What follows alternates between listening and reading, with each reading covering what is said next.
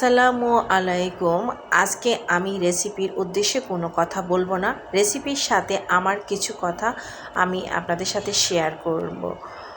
আমরা আজকে একটা স্বাধীন দেশে আছি যেখানে স্বৈরাচারের পতন ঘটেছে 2024 সালে। তাও হয়েছে আমাদের ছোট ছোট ভাই বোনরা আজকে এই দেশটা স্বাধীন করেছে। অনেক মায়ের বুক খালি হয়েছে। কোনো কিছু পেতে হলে সব কিছুরই বিনিময় আছে, যেটা কিনা হাজারো প্রাণের রক্তের বিনিময়ে আজকের এই দেশ স্বাধীন হয়েছে। তো যাই হোক, আমাদের এই স্বাধীনতাটা আমাদের ধরে রাখতে হবে।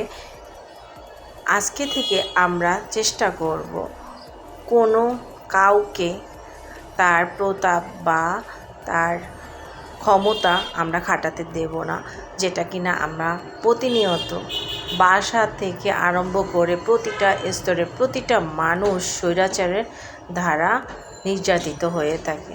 দেখা যায় যে সংসারে হয় স্বামী, নাহলে শাশুড়ি, নয় ননদ, না বাবার বাড়িতে দেখা যায় ভাবি, না হলে দেখা যায় যে ভাই বোন, যে কোনো জায়গায় যখন দেখা যায় যে অন্যায়গুলো দেখেও আমরা প্রতিবাদ করতে পারি না, কিন্তু সেই জায়গা থেকে প্রত্যেকটা মানুষের উচিত প্রতিবাদ করা, সত্যের পথে লড়া।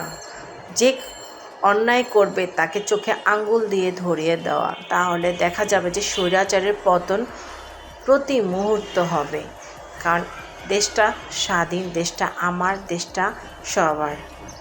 আর এই স্বাধীন দেশে নিজের মতো করে বাঁচতে হবে, বাক স্বাধীনতা থাকতে হবে, নিজের স্থানটা তৈরি করতে হবে, নিজের অধিকার আদায় করে নিতে হবে।